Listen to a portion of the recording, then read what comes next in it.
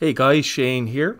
So in this video we're going to be taking a look at painting Meng Model's M4A3E2 Jumbo. So this is going to be my representation of Cobra King, which was of C Company 37 Tank Battalion 4th Armoured, and this was the vehicle that led the armoured run to break the siege of Bastogne.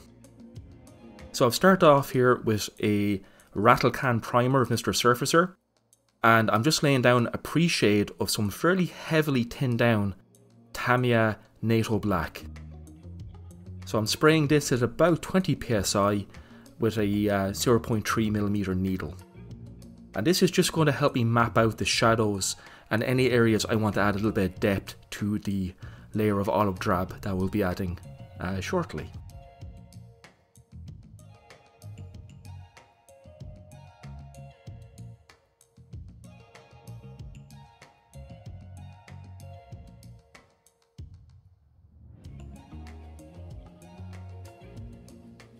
So this will be a part of a much larger diorama, including a Dragon M3 Halftrack, as well as some figures from Alpine, depicting the link up between 4th Armoured Division and 101st Airborne and Bastogne.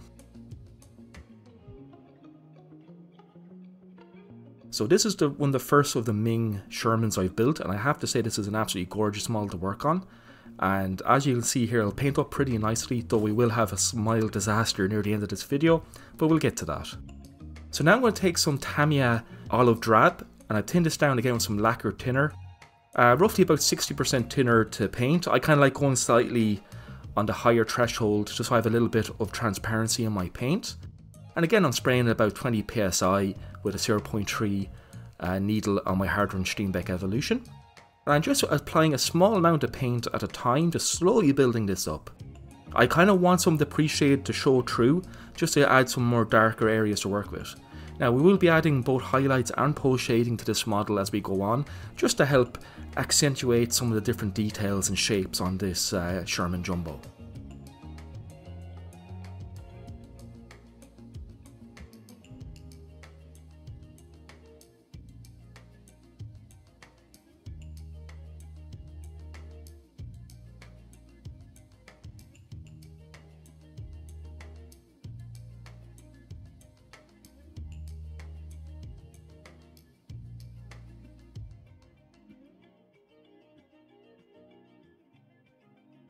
So for the M3 Halftrack, I decided to come up from a black primer. So in this case, I just used Citadel Chaos Black. This is just like a black base coat or primer. And I'm just going to go straight here to our Tamiya olive drab. So we already have our base coat already laid in. It doesn't make a big difference if you want to use a grey primer and work your way up from there, or just go straight to a black primer.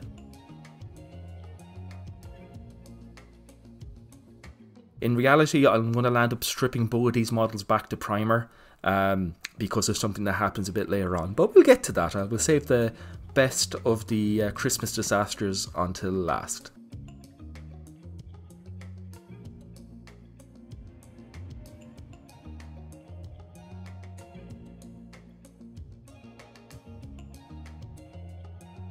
So to add our first highlight to both the M3 and the Sherman Jumbo, I'm going to take some AK Real Colour Olive Drab Faded. This is probably my favourite olive drab colour out there at the moment. It's a lovely desaturated olive drab colour. It's absolutely gorgeous. And again, I've tinned this down about 60% thinner, or lacquer thinner should I say, to paint, just to give me a little bit of a nice transparency. And I can just build this up in gradual layers, so I can keep some of the darker undertone showing through and then build up as I want to build up a stronger sense of highlight.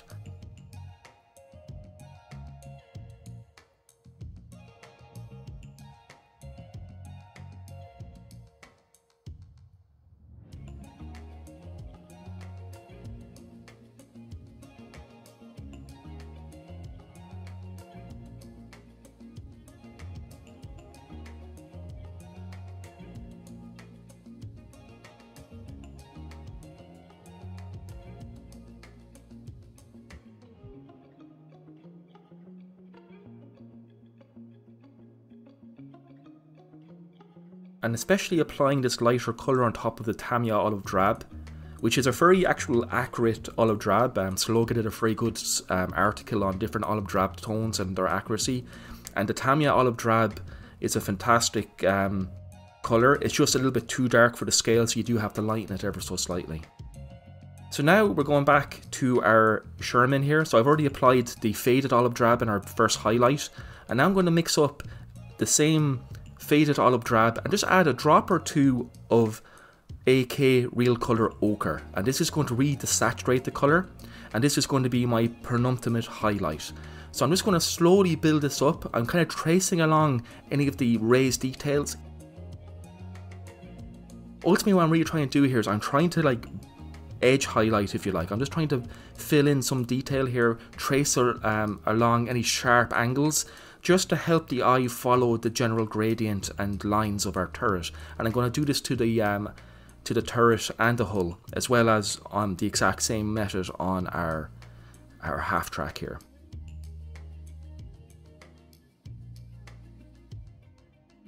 So on the vertical surfaces, I'm just going to start tracing in vertical lines just to create a little bit of sun bleaching. But I'm going to keep trying to leave some of the darker colour showing through as well, just to add a little bit of visual interest.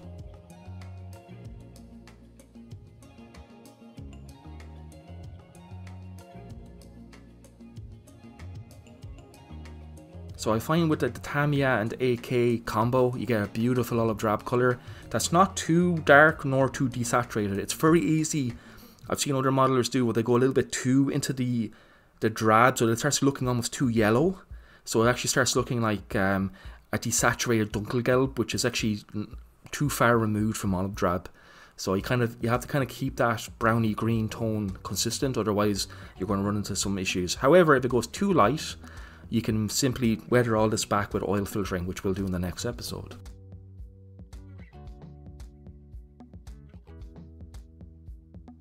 So with the olive drab allowed to dry for a few hours, now we're going to start adding our first layer of weathering, and we're going to add some chipping. And for this I'm just going to take some AK Interactive Gen 3 acrylic paints. I'm going to take an olive drab colour, I'm going to take some white and a canvas tone. It doesn't really matter the colours you're using. I'm looking for a really desaturated olive drab that looks more on the ochre spectrum. I'm just taking a small piece of sponge. I've just removed the excess paint from the sponge by just dabbing it into some paper towel.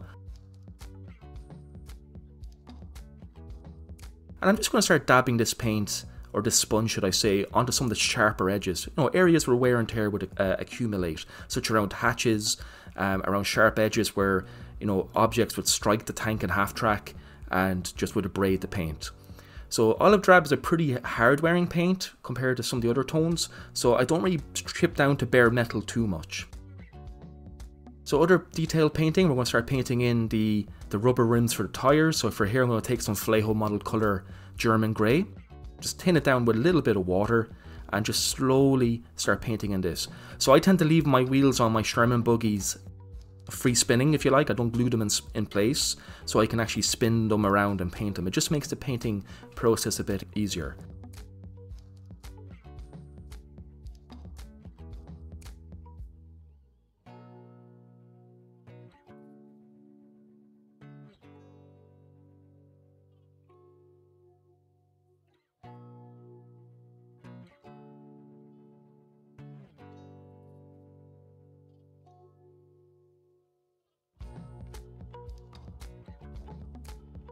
And then exactly the same here for the wheels on the M3. So I'm just going to paint up the rubber rims on the tyres as well as the rubber track section.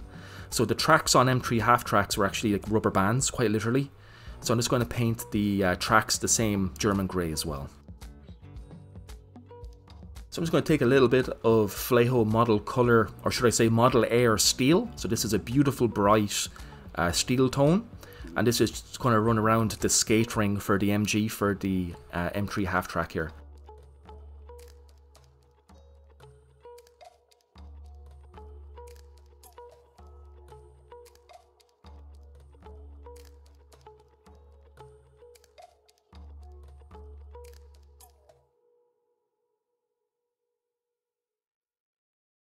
So I'm just going to slowly just sketch in around the edge here just to create a bit of bare metal, nice kind of high sheen. we can knock this back again with the weathering process in the next episode, so don't be too alarmed if it's a bit too bright. So now I'm just taking some AK Gen 3 canvas tone, and I'm going to start painting in the cushions and the seats in the Halftrack.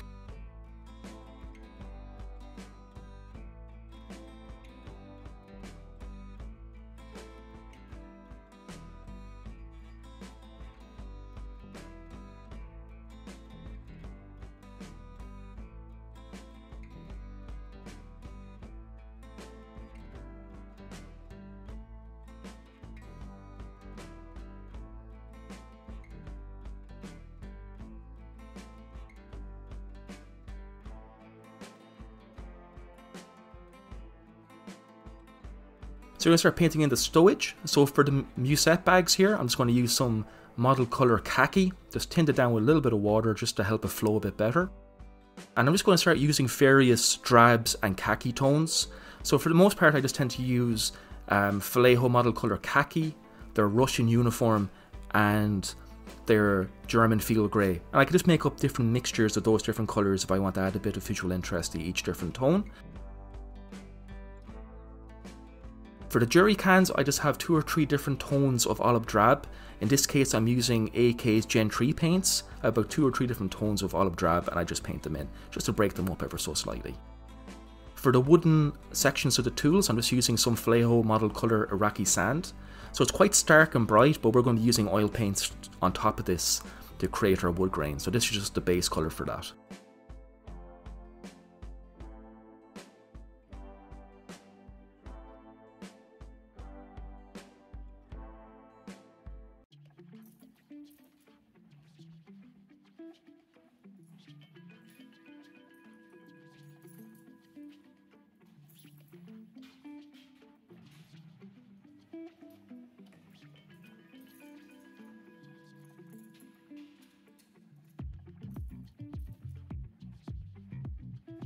So everything was going swimmingly at this point, and I decided I was going to give it a clear coat to prepare for decals and weathering. And for that I went to Tamiya's X22, I believe, and Mr. Leveling Thinner, and I just give it a nice kind of wet coat here.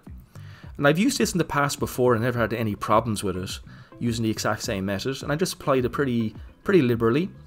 And the paint had been allowed to dry for about 4 days at this stage, so it was meant to be fully dry. Quite happy where we were going at this point. Everything is ready to go. So sprayed it overnight and went to work. Came back 10 hours later the next day, and let's just say what I found kind of ruined my day a little bit, and we're going to see why. So yeah, the clear coat reacted and frosted and basically destroyed 3 weeks of work. So what basically happened was, I suspect the underlining paint wasn't fully dried, and when the thinner that I used in the clear coat basically seeped through and reactivated the paint, because it literally, in certain areas of both the Halftrack and the Sherman, paint flowed away and destroyed my work. So that kind of ruined my day a little bit. So I had to go back. I sanded down some of the tide marks and the raised blemishes on both the Jumbo and the M3 Halftrack. Give it another priming coat in this Resurfacer 1200, left it to dry. This case I left it dry, I wasn't taking any chances for 48 hours. And I left it alone for those 2 days because, you know, when things like this happen, there's a tendency that, you know, quite a negative emotional impact. You know, it's a significant emotional event, as a chieftain would say. And I kind of had to make my mind up. Was I going to just put this on the shelf of doom or leave it? However, I decided to persevere, and after 3 days of absolute ferocious painting, I got our Jumbo here, our Cobra King, and our Halftrack back to their original states. I managed to salvage it. Unfortunately, this is as far as I got before Christmas, so I kind of wanted to get this video up for you guys before Christmas, because this will be the last video of 2023, I'd say. So it was a cautionary tale. I'm still not sure what fully reacted. I don't know if I contaminated my thinner at some point. Potentially could happen. Maybe a bit of X20A alcohol got into the lacquer and absolutely banjaxed everything possible. Or the damp conditions of my work area reactivated the paint. Either way, these things can happen, Sometimes you can save it by just putting another coat of gloss or clear over it, and it'll reactivate and then lock everything back in. However, since I attacked the paint underneath, it completely, a repaint was the only thing I could do. So, you know, I kind of just decided to go for it. And I want to say a big thank you to all you guys when I was posting on Instagram and YouTube for your encouragement. It really meant a lot and helped. Just kind of kept the mojo going, especially when you're faced with a mishap like this. So guys, do join me in the new year when we come back to weather and finish off the diorama for our Cobra King diorama. So I really hope you have a fantastic Christmas and New Year, guys. I know this can be a tough time for some people. However, you know, this is a fantastic community. So, you know, do look after each other and share this hobby together and make this Christmas a special time for everyone. So guys, thank you so much. I'll see you all in 2024 and we'll continue our Sherman Madness then. I have been Shane. Merry Christmas, guys, and stay safe out there. Bye bye.